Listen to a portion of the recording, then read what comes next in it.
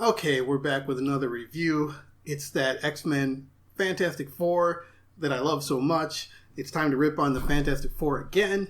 So let's get into this one. Where we left off last time was the Fantastic Four managed to escape after violating the borders of Krakoa, and they took off in one of their stupid Fantastic cars, and the X-Men were right on their heels. So where we pick up here is the X-Men are after them with White Queen, Magneto, Rogue, Cyclops, and Wolverine. And actually, I think they brought the whole crew. But anyway, so Ben manages to get in a snide remark about the X-Men calling them X-Creeps. It's like, okay, I mean, they didn't just invade you, you just invaded them. Even though, I guess Krakoa is pretty creepy, I would definitely say that. Anyway, Cyclops blasts them down. They're pretty lucky he took it easy on them. But he blasts their wing off. So they have to land at the coordinates they were looking for, because they found where Franklin was supposed to be, which is essentially the same place Kitty Pryde was looking for those mutants, which turned out to be Doom Island. But anyway, so they crashed there. And what really tripped me out is that Sue manages to bring them down in one of her force field bubbles. But do those things fly? I mean, I don't know. It seems like they would still hit pretty hard, even if they were in her force field bubble. I mean, does she make them bounce? I think she can change the consistency of those force fields. So, whatever. They all get to the ground. The real good part is that Human Torch gets kind of sliced up by Wolverine. And, which I was glad. I'm always happy when Human Torch gets messed up. But another thing that happened is Rogue kind of flies out. She barrels into the thing. I'm not really sure what Rogue's powers are these days, because clearly she has to have somebody's power. I don't know whose it is. So I guess I haven't been keeping up on that. But clearly she's strong and somewhat durable. Anyway, Rogue says something like, hey, you can't just slip into a country and spy on it without consequences, which I'm like, yeah, tell him. And then Reed's arrogant ass is like, hey, you know why we were there. And what about it, Reed? So what if your kids were there? You still have to follow the rules. Well, I guess the Fantastic Four doesn't have to follow the rules. But anyway, it's then that Sue Richards comes in with another BS Sue Richards statement like, hey, we know you didn't take our kids now. Let's work together. What? No. See, that's the kind of thing that people say. When they did something stupid, they're about to get their comeuppance, and then she wants to sound like she's being reasonable, and the X-Men are just being unreasonable. Sorry, Sue, but, you did invade their country. And that's when we get Emma Frost, who for once does something useful and tells the FF that they need to be put on trial. And I'm like, yeah, that's one of the few times, I ever liked Emma Frost, like, get her. But, so then, Doom appears and he says, he calls the X-Men hypocritical for wanting to put the FF on trial for illegally entering Krakoa, but saying they're illegally on his island that nobody knew was his island. He's calling it Doom Island. He's saying this is part of Latveria. Well, Doom, nobody knew that. Come on, nobody knew that, which he knew damn well. So they can't very well be hypocritical. They didn't even know they were invading Latveria. And one of the things that really annoys me, Magneto shows up, and then Doom says something to the effect of, haha, you can't affect my armor because it's not all metal. And I'm like, what? No. It's like anything you can touch, and pretty much a lot of things you can't touch, are things that Magneto can affect and manipulate. And it's like, I'm not making this up. This is what Marvel says he can do. And I think a lot of the times writers feel like they have to put these kind of like lame restrictions on Magneto. Otherwise, how can somebody win? The guy's just too damn powerful. And I could see it if Magneto had the intelligence of like Electro. Then yeah, he's going to get beat. He's going to say, okay, I can only affect metal. But this guy is a brilliant scientist. Although with that said, Doom is one of the few characters who I feel safe saying surpasses Magneto in scientific intelligence. So bottom line, he should have said something like, I've taken measures to ensure that you can't manipulate my armor. I'm not using metal, it's plastic or something. But, oh well, it's just something I really hate. Moving on, then we get Sue kind of directing her anger toward Doom, and who probably deserves it. But I thought it's highly unlikely that Doom would hurt Franklin or Valeria. And again, it's like, I don't read too much Fantastic Four. I kind of keep up on it, but it seems like now their relationship is not such that Doom is going to try to kill their kids, which they should damn well know, because Valeria is named after his mother. Anyway, so they catch up to these brats, and, you know, you kind of forget about the stupid kids, because you're like, oh, wait, this is what this is all about. These kids. But anyway, so they decide to go, or Franklin decides to go through with Doom's procedure, which supposedly is going to restore his mutant powers to their full potential. And so we get Hank McCoy, the Beast, saying, hey, I'm going to look this over because clearly he's an expert on mutant biology. And then he says, yeah, me and Reed will look this over. And Reed, he gives Hank the stink eye. Like, what? You know, don't look at him like that, you idiot. Well, Reed is not an idiot, but he's an asshole. That's what I'll go ahead and say.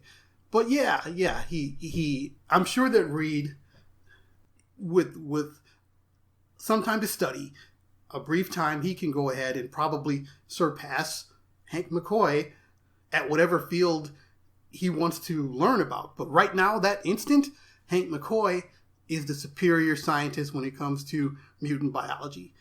But anyway, and the part that I didn't like here, we're coming up on a part where I didn't like, where, you know, the X-Men decide that the X-Men are kind of left behind. They split up. Some of the X-Men are left on the beach, which is important because Doom says you can't come in any further. Only a few people, like Xavier, McCoy, you know, those people can come in. Everybody else has to stay here. And especially Magneto. He doesn't want Magneto in there. So those mutants that are out there on the beach, they decide, hey, we're here for mutants, the ones that Kitty was supposedly supposed to get. And he says, we want those mutants. We're going to go get them, even despite Doom saying we can't come in any further. And that's where they did get a little hypocritical. They should have respected the sovereignty of Doom's island and worked to get those mutants out, just like the Fantastic Four should have respected the sovereignty of Krakoa. I mean, the stakes are a little bit higher, actually a lot higher for the X-Men, but they should have waited to see what would happen first. But anyway, they just disregarded his authority and ran in to get those mutants. So, you know that was going to end badly. But next comes a BS exchange with Doom and Xavier, where Doom goes and he dresses Xavier down for acting superior. He says, which, I mean, it's the same thing Doom always does, but Doom says that they're acting superior because they were born a certain way, and they don't deserve to feel that way because they were just born with it. And he earned his right to be superior or whatever. But, I mean, actually, Doom, Xavier was the one saying that they aren't superior and should consider themselves the same as everyone else and should be accepted for who we are. And Magneto was the one saying, yeah, we're definitely superior. So Doom doesn't even get that right.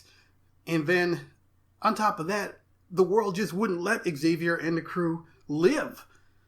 It's interesting how people like the FF, Fantastic Four, and Doom, they have safe havens. You know, Doom has a whole country. The Fantastic Four are celebrity superstars. They have safe havens where they can just be free and talk shit. And they can look down on the X-Men, who never have anywhere safe. Even their island isn't safe, because Xavier was murdered on that island. But they never have anywhere safe. They can't be free to just exist. And now that they have a place that's marginally safe, everyone has a problem. And yeah, the X-Men are born with their abilities, but Doom was also born with a gifted intelligence. You can't become as brilliant as guys like Doom and Richards without having a natural predisposition for it. And what I mean is, like, in the Marvel Universe, you can't just pick up some books and and just through force of will be as smart as Doom and Richards. They have a natural intelligence that they were born with. Like, look at like Hank Pym. I'm sure Hank Pym would love to be as brilliant as Richards, but he's not. And no matter how many books he reads or whatever, he's not going to be that smart. And neither will Otto Octavius or somebody like that. They wish they could. Look at the Wizard. The Wizard, one of the Fantastic Four's main enemies, he wishes he could be as smart as Richards, but he's not. And there's nothing he can really do about it. But anyway, it really bothered me that Doom dressed down Xavier, and Xavier just let him get the last word in on that exchange. Pissed me off. But I'm on a rant, so let me move on. But, okay, this is the wrong thing. Back to Sue Richards. Now I'm even more pissed. But the mutants, Magneto, Emma Frost, and Sue Richards, they decide to go in with Wolverine and find these mutants. And just when you think things are going to be okay, Sue just can't go without running her stupid big mouth. So Magneto, of all people, he tries to smooth over the relations with her. He says, hey, I know we got up on the wrong foot. We didn't see eye to eye. And Sue just says, shut up. What a bitch. I'm sorry, guys, but seriously. Then she drops some pretentious nonsense on him like the Fantastic Four help people just because it's the right thing to do. You should try it. Like, no, Sue. You should try being rounded up in a Nazi death camp, then constantly, vilified by society, and then hunted down by giant-sized mutant killing robots, and see if your attitude changes. She's just the worst. Wait, she's not the worst. Reed is the worst. She's the second worst. I got carried away. Anyway, they finally catch up with these mutants, and it seems like it's a couple of kids who are nice and brainwashed with some state-sponsored Von Doom dogma or something, and that doesn't go right because, of course, some Doom bots show up, and calamity ensues, but it looks like they weren't actual bots, and Wolverine stabs one, and blood comes out.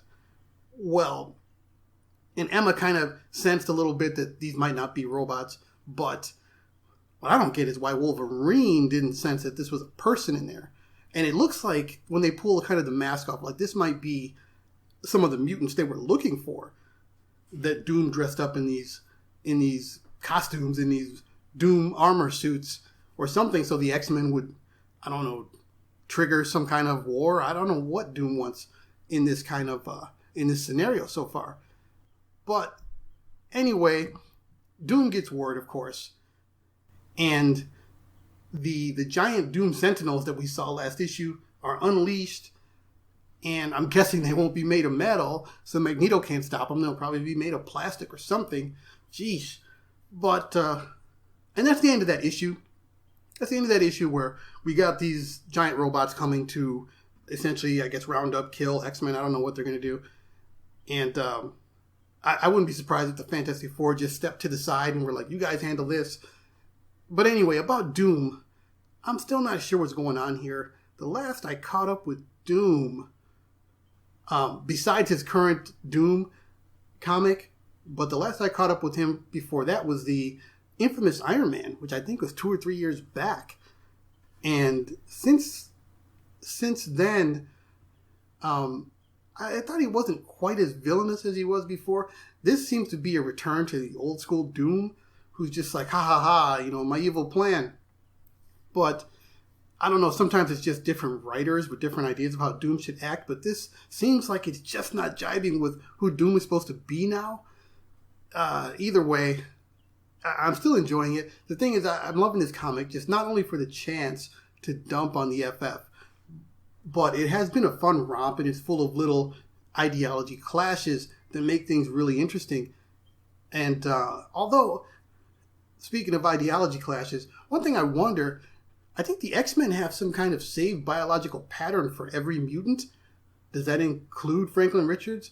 I mean, I think they went to Sinister and they backed up every mutant early on, like way early in the game. So since they're supposed to have them all backed up, I wonder if they can just resurrect another Franklin. I mean, they must have his whole whatever genome or whatever. I don't think any of those mutants opted in. So they just did it without permission. Anyway, they could just puke up their own version of Franklin Richards from the Krakoa goop where people get resurrected from. But I guess that would be another violation. Either way, I would definitely recommend this comic. I'm really sorry that the next issue is the last one, I guess. So we'll see how it wraps up. I got a feeling it's going to wrap up pretty quickly, a bit abruptly.